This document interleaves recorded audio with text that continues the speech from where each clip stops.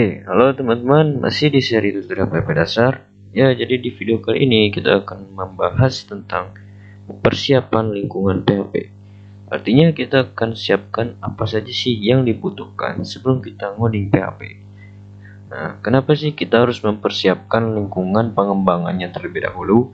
Nah, alasannya karena untuk membuat website dengan bahasa pemrograman PHP ini tidak semudah seperti kita membuat sebuah website dengan HTML dan CSS ya. Karena dengan membuat website dengan HTML dan CSS, kita bisa membuat filenya di mana saja, menyimpannya di mana saja, dan menjalankannya pun cukup mudah. Tinggal kita double klik sebuah file HTML-nya atau bisa dibuka lewat text editor, misalkan Sublime Text, yaitu dengan mengklik kanan dan pilih menu Open in Browser, maka tampilan websitenya pun akan tampil di web browser kita, seperti itu. Nah, jika dengan menggunakan bahasa pemrograman PHP, kita tidak bisa semudah itu. Kita perlu yang namanya web browser, atau bukan web browser, tapi web server. Nah, tapi sebelum kita membahas ke web server, alangkah baiknya kita bahas dulu apa sih yang dimaksud dengan client side scripting dan server side scripting. Nah, karena kedua hal tersebut itu sangat penting untuk kita pahami agar nantinya kita bisa bedakan mana bagian client side dan mana bagian server side. Oke, kita lanjut saja. Pertama, apa sih itu client side scripting? Jadi client side scripting adalah sebuah script atau source code yang dibuat atau diterjemahkan di sisi klien. Contoh bahasa yang terjadi di sisi client side itu HTML, CSS, dan JavaScript. Nah, untuk di server side scripting itu tidak seperti ini gitu cara kerjanya, malahan sedikit lebih kompleks cara kerjanya itu. Misalkan di sini nih, apa sih itu server side scripting? Jadi server side scripting adalah sebuah script atau source code yang dibuat atau diterjemahkan yaitu di sisi server, yang kemudian hasil proses atau pengolahannya akan dikirimkan ke komputer kalian dalam bentuk bahasa HTML atau berkelas HTML. Nah, contoh bahasa yang terjadi di server side itu ada PHP, Python, Ruby, dan lain-lain. Nah, di sini saya akan jelaskan cara kerja dari server side scripting. Nah, cara kerjanya itu seperti ini. Pertama, misalkan di sini ada web browser. Nah, web browser ini membuka halaman HTML, CSS, dan JS, misalkan JavaScript. Tapi sekarang di sini ada yang namanya server atau web server. Jadi yang terjadi itu sebenarnya pada saat kita membuat sebuah website dengan HTML, nantinya si klien atau browser akan mengirimkan sebuah HTTP request ya, atau mengirimkan permintaan ke server. Nah, web server ini ada banyak contohnya macamnya. Misalkan di sini saya beri contoh dua, yaitu Apache dan Nginx. Nah, jadi web server ini adalah bisa disimpulkan merupakan sebuah software atau perangkat lunak yang mengelola request atau permintaan dari si klien. Nah, jadi sekarang prosesnya itu bukan lagi terjadi di sisi kliennya saja, tetapi terjadi di sisi servernya juga. Nah, alasannya itu kenapa? Karena ada yang namanya bahasa yang terjadi di sisi server. Contohnya ya ini, PHP, Python, dan Ruby. Nah, kemudian misalkan contoh pada saat web browser atau klien itu mengirim request ke server, nah nantinya si server ini akan membaca ada file PHP atau tidak. Jika tidak ada file PHP tapi cuma file HTML, maka nantinya si server akan mengembalikan lagi requestnya ke si klien atau memberikan sebuah HTTP response ke klien, dan tampillah halaman HTML-nya di web browser kita. Nah, tadi jika pada saat klien request ke server, terus di server itu ada file PHP-nya, maka otomatis si script PHP-nya pun akan dieksekusi atau dijalankan. Nah, kemudian setelah dieksekusi atau dijalankan, maka si script PHP-nya itu akan dikembalikan ke script atau berkas HTML. Lalu si berkas HTML-nya ini akan dikirim lagi atau diberi respon oleh server ke klien, dan akhirnya akan ditampilkan di browser kita seperti itu. Nah, itulah kenapa bahasa pemrograman server ini tuh contohnya PHP ya, yang sedang kita pelajari ini, itu source code-nya atau script-nya itu nggak mudah untuk dilihat atau dicontek oleh orang. Nah, kenapa? Alasannya karena ya tadi, prosesnya itu ya terjadinya di server, bukan di klien. Dan server ini akan mengembalikan script atau source code PHP-nya itu ke source code atau berkas HTML seperti itu. Tidak seperti bahasa client side, misalnya HTML, CSS, atau JavaScript, yang bisa mudah dilihat hanya dengan kita melakukan view page source di halaman websitenya. Contohnya seperti ini. Misalkan kita mengunjungi sebuah website ST Garut ya, stgarut.ac.id. Kunjungi websitenya. Kita tunggu loading.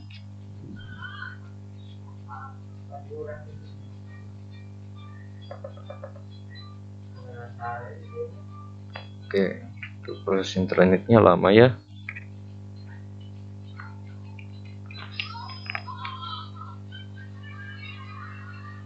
Nah, sudah terbuka.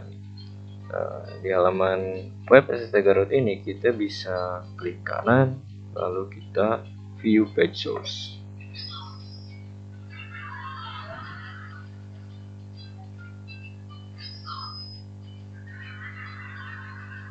Nah, bisa kalian lihat di sini terlihat script atau source code HTML dan juga CSS gitu kan, bisa dicontek. Bahkan script JavaScript pun juga terlihat. Contohnya seperti itulah. Kita lanjut lagi saja. Nah, kemudian script PHP ini atau source code PHP ini itu atau bahasa server lah, ini bisa terhubung ke yang namanya database. Ini sehingga nantinya website kita itu bisa menjadi dinamis, bukan lagi website statis. Nah, untuk statis dan dinamis sudah saya jelaskan ya di video sebelumnya. Saya harap kalian sudah paham lah antara website dinamis dan statis. Nah, oke, jadi ini cara kerja dari server side scripting. Jadi kita jika ingin ngoding PHP, kita gak cukup hanya memiliki web browser dan text editor saja, tetapi kita harus punya yang namanya web browser. Nah, selain web browser, apa aja sih yang harus kita butuhkan? Nah, oke. Selanjutnya persiapan yang harus diinstal. Tadi sudah dijelaskan bahwa kita butuh yang namanya web server yang pertama. Nah, web server yang akan kita pakai saat ini itu adalah Apache. Nah, kalian bisa download di alamatnya itu di apache.org/download.cdi. Nah, kemudian kalian download yang namanya PHP, bahasa pemrograman PHP. Bisa kalian download di website resminya yaitu di www.php.net/downloads.php. Kemudian kalian download yang namanya MySQL. Jadi MySQL ini merupakan sebuah database ya. Nah, database ini sebenarnya banyak ya, ada MySQL, ada PostgreSQL, Oracle, dan lain-lain. Tapi di sini kita akan menggunakan MySQL. Kalian bisa download di dev.mysql.com/download/installer. Nah, jadi kalian bisa download satu-satu ya kan, dari ketiga ini. Atau jika kalian tidak ingin pusing atau ribet, jika kalian ingin mudah, kalian bisa download yang namanya all-in-one package. Nah, jadi all-in-one package itu ada 4 sebenarnya. Yang pertama WAM atau kepanjangannya itu adalah Windows, Apache, MySQL, dan PHP. Jadi WAM ini sebuah software atau aplikasi untuk mengelola web server, database, dan bahasa pemrograman PHP. Nah, hanya saja WAM ini hanya dikhususkan untuk sistem operasi Windows saja. Sedangkan yang kedua ada MAM, Macintosh, Apache, MySQL, dan PHP. Ini hanya dikhususkan untuk sistem operasi macOS. Yang ketiga pun sama, LAM, hanya dikhususkan untuk sistem operasi Linux. Sedangkan yang terakhir yaitu XAMPP, yang dimana X ini adalah all OS, artinya semua sistem operasi itu bisa digunakan atau support gitu kan, mau Windows, Linux ataupun macOS itu bisa menggunakan XAMPP gitu. Mana hanya itu Apache, yang MySQL, PHP, dan Perl seperti itu. Dan di sini kita akan menggunakan XAMPP saja agar lebih mudah.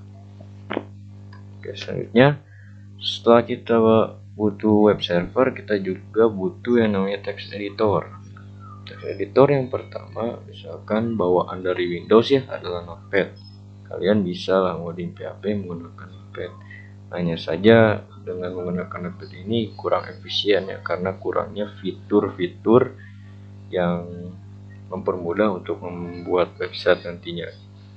Kedua, ada yang namanya text editor Sublime Text 3. Nah, ini recommended banget nih buat kalian yang speknya itu memang kurang ini ya, kurang gahar, atau misalkan RAM cuma 2 GB, itu bisa menggunakan Sublime Text 3 gitu, karena ringan juga dipakai. Nah, kalian bisa download di alamatnya itu di website resminya itu sublimetext.com/download. Nah, kemudian yang ketiga ada text editor yang namanya Visual Studio Code. Nah, di seri kali ini kita akan menggunakan text editor Visual Studio Code.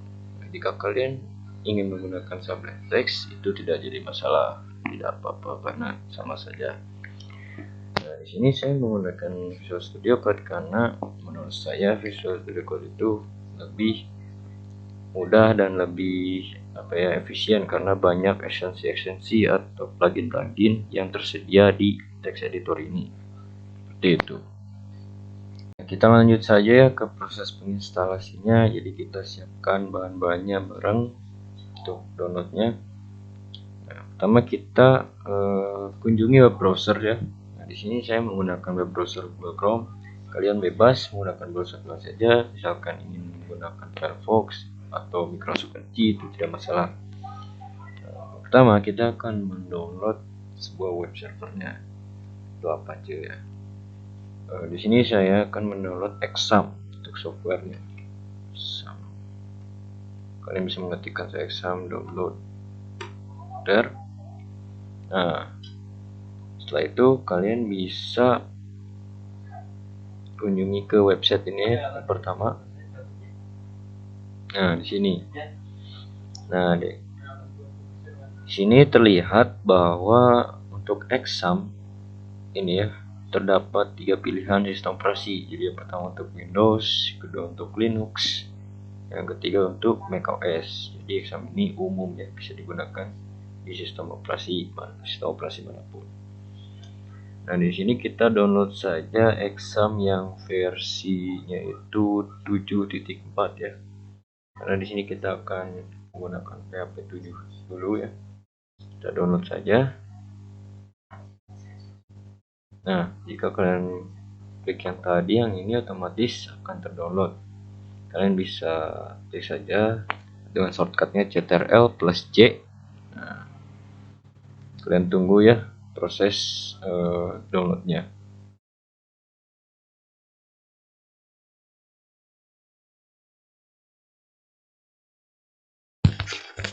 Nah, oke, downloadnya sebentar lagi selesai. Kita tunggu saja.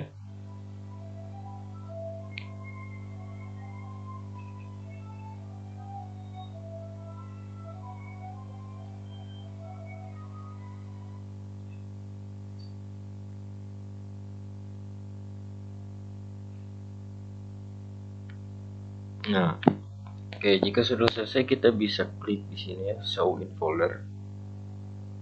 Nah, maka otomatis akan pergi ke lokasi tempat softwarenya itu di download mana. Nah, di sini saya akan memindahkan dulu file instalasinya ke direktori yang terpisah. Nah, di sini akan meletakkannya di D, kemudian program, kemudian saya di sini akan membuat folder namanya exam. Paste di sini. Nah, untuk kalian itu bebas ya untuk menaruhkan atau menyimpan file instalasinya di mana. Nah, jika sudah, kalian tinggal double klik saja file instalasinya, kita lakukan instalasi. Nah, kita tekan yes.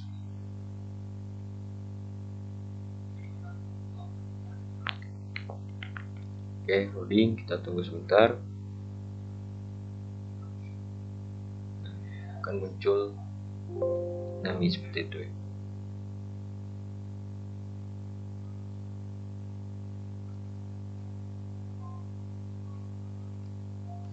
Oke.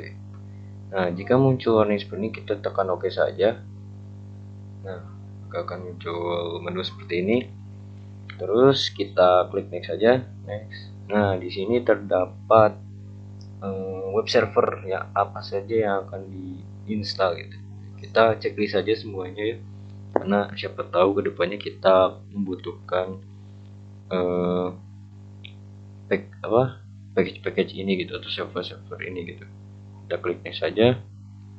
Nah, di sini tempat atau lokasi penyimpanan si examnya kalian di mana gitu. Jika kalian ingin menyimpannya di lokasi defaultnya itu di partisi C ya, tidak ada masalah, kalian bisa klik next. Tapi di sini saya akan menyimpannya di directory exam ini gitu. Bebas ya, kalian nyimpannya di mana saja.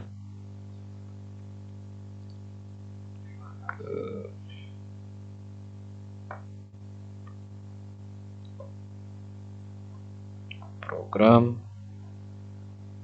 kemudian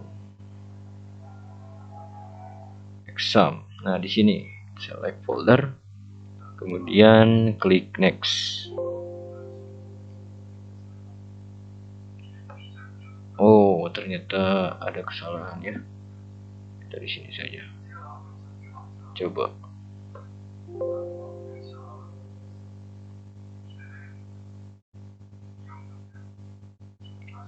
Oke, sepertinya. Oke, kita buat saja directory lagi ya, di sini directory kosong, exam. Itu kita taruh di sana. Nah, coba. Nah, di sini ya, program exam, klik next. Nah, ini kalian pilih bahasanya. Di sini saya pilih bahasa defaultnya saja Inggris. Dan klik next lagi saja. Nah, di sini kita unchecklist saja. Next, next. Dan kita tunggu proses instalasinya sampai selesai.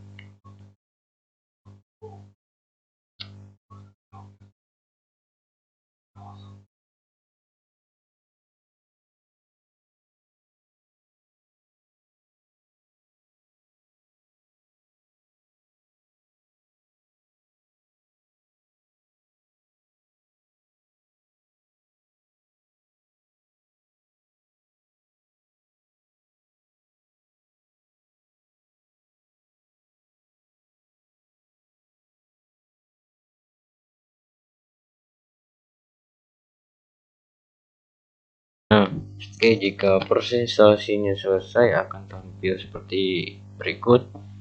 Nah, di sini kita diminta untuk menjalankan langsung software examnya atau tidak. Jika kalian tidak ingin langsung menjalankannya, bisa checklist. Tapi di sini ya saya checklist saja ya, karena kita belum menginstal text editornya. Klik finish. Nah, langkah selanjutnya kita install text editornya. Terus dahulu Oke, di sini kita tulis saja di search engine-nya Xcode download. Nah, di sini ya, kunjungi di code.visualstudio.com, kita klik saja. Nah, seperti tadi ya, di sini terdapat 3 sistem operasi. Yang sebelah kiri ini untuk Windows, di tengah ini untuk Linux, 3 untuk sistem operasi macOS. Di sini karena kita menggunakan Windows, jadi kita pilih sebelah sini. Nah, kita pilih yang 64 bit. Kita klik. Nah, maka otomatis akan proses download akan berlangsung gitu ya. Kita bisa cek di Ctrl plus C. Nah, kita tunggu lagi ya proses downloadnya.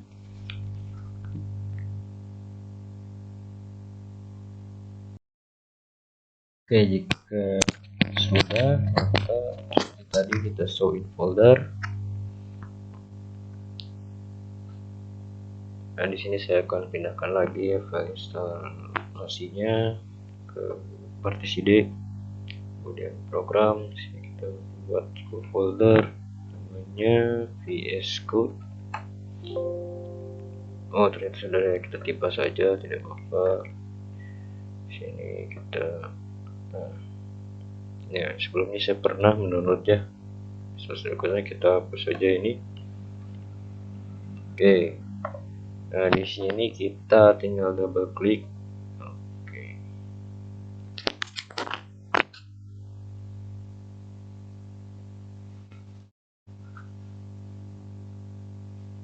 Kemudian kita klik run.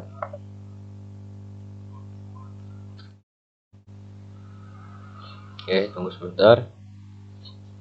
Nah, di sini kita klik bagian I accept the ribbon saja. Nah, di sini kemudian kita klik next.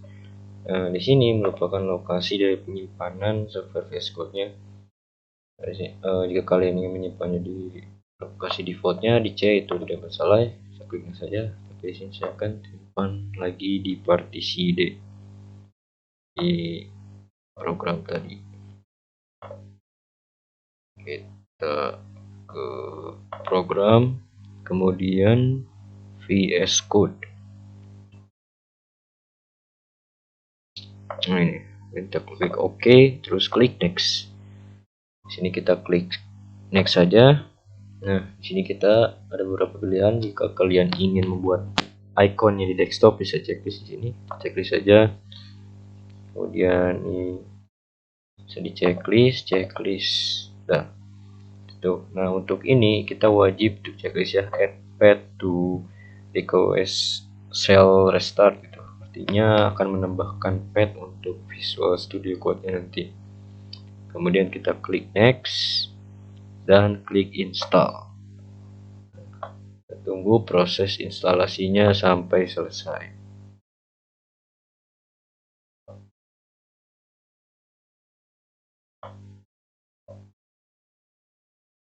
Oke.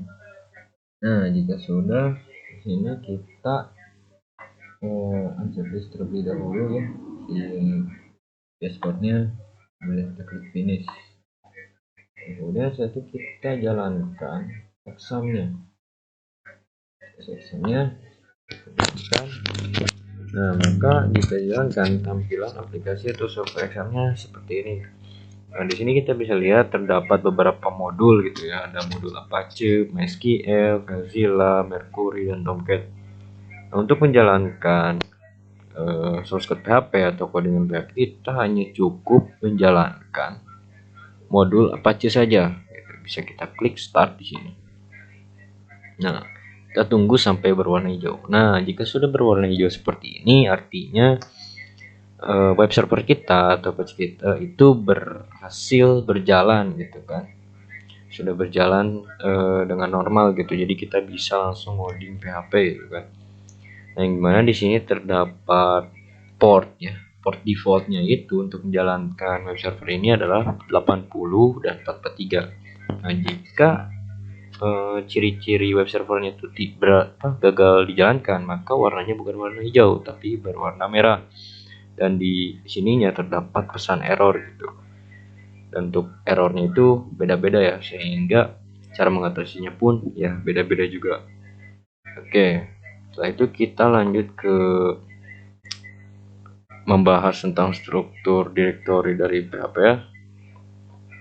Nah, untuk menyimpan file PHP kita tidak bisa sembarangan gitu. Jadi untuk menyimpan file PHP kita harus menyimpan di direktori tempat kita download tadi. Nah, karena di sini kan tadi saya downloadnya di partisi D, terus di direktori exam di sini ya. Nah, bisa kalian lihat ya, bisa kita lihat gitu. Di sini adalah direktori examnya, direktori yang sudah kita download tadi examnya. Nah, tempat download atau tempat menyimpan file PHP-nya itu di direktori htdocs. Di sini terdapat direktori htdocs. Nah, jadi kita menyimpan semua file PHP kita itu di direktori htdocs ini. Kita klik saja. Nah, jika kita klik maka sudah ada folder bawaannya seperti ini gitu.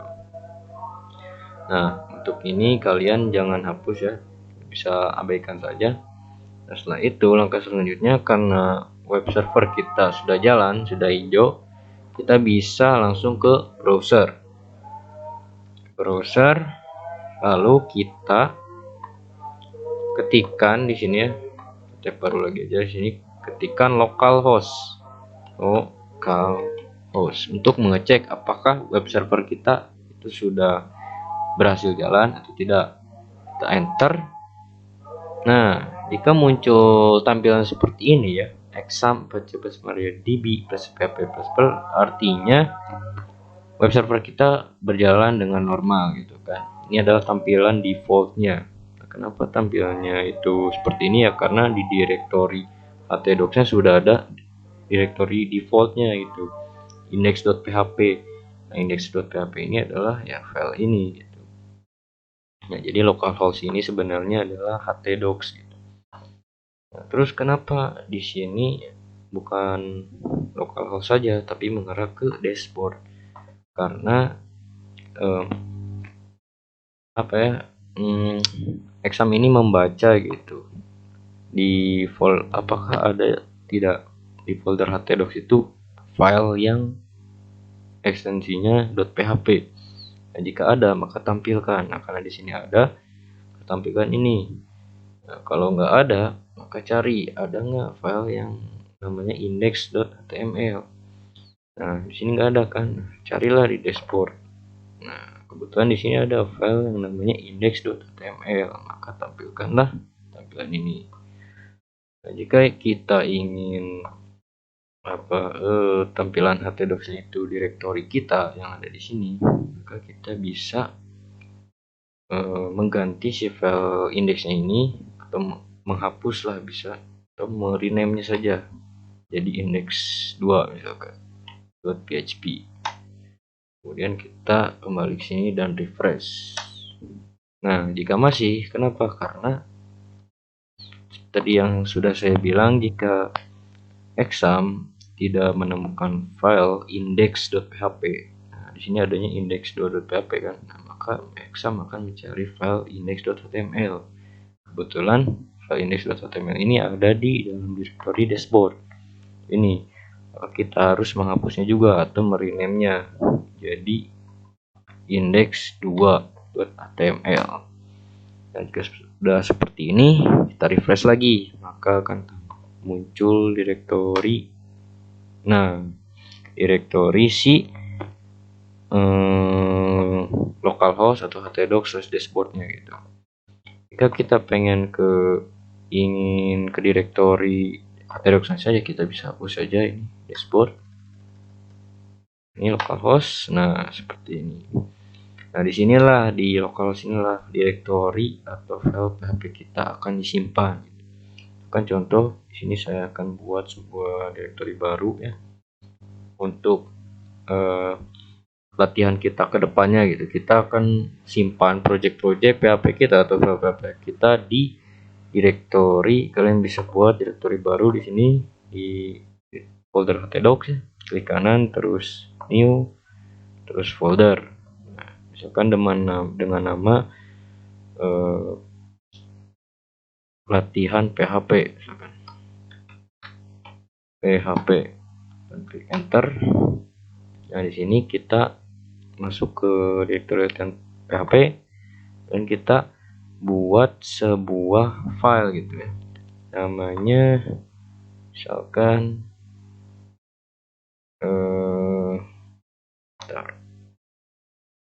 file atau kita buatnya aja di text editor gitu. Kita drag and drop dulu ke text editor kita.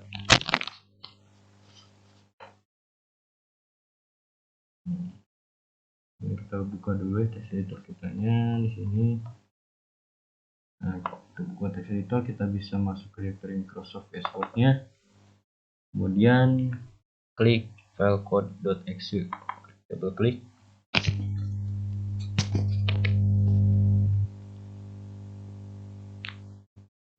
Oke, kita tunggu sebentar.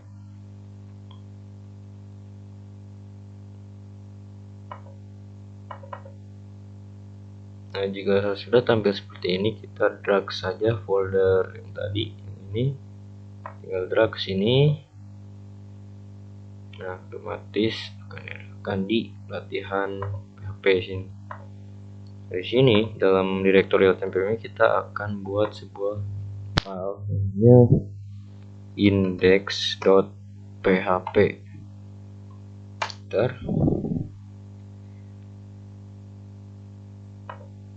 Nah, misalkan di sini kita akan buat sebuah script PHP sederhana ya.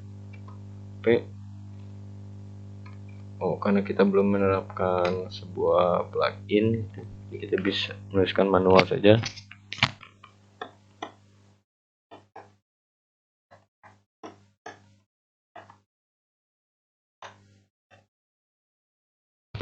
Nah, di sini kita misalkan ingin menampilkan sebuah pesan hello world gitu. Nah, untuk struktur PHP cukup sederhana seperti ini. Di sini diawali dengan pembuka tag PHP itu dengan simbol kurang dari, tanda tanya, terus PHP, dan diakhiri dengan tanda tanya lebih dari, seperti itu. Nah, di dalam tag PHP-nya kita bisa tulis sintaks echo spasi kutip misalkan halo dunia, dan jangan lupa diakhiri dengan titik koma.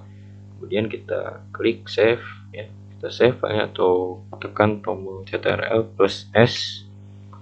Dan jika sudah, kita tinggal buka web browser lalu refresh, kemudian akan muncul ya direktori baru, namanya itu di sini latihan PHP. Jika kita klik, nah akan langsung menampilkan output dari file index PHP kita yang ini. Nah, seperti itu ya. Oke, jika sudah muncul tampilan halo dunia seperti ini, kita akan coba cek ya. Seperti yang sudah kita bahas tadi, bahwa server ini hanya mengembalikan berkas HTML atau source code PHP tadi menjadi berkas HTML ke klien gitu kan, ke web server. Nah, kita bisa lihat script kita di sini. Kita menampilkan tag PHP. Di dalam tag PHP ini kita tampilkan tulisan halo dunia menggunakan syntax echo gitu. Nah, sekarang kita akan lihat gitu di view page source gitu. Kita view page source. Nah, tampilnya itu adalah halo dunia. Sedangkan source code PHP-nya ini yang tag pembuka PHP dan echo ini tidak ditampilkan di sini. Kenapa? Karena ya tadi server hanya mengembalikan source code PHP dalam bentuk atau berkas HTML saja.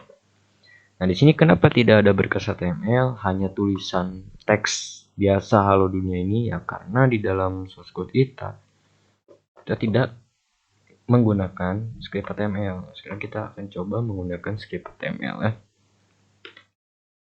Coba tab. Sini kita coba satu, kita tulis misalkan halo, nama saya dengan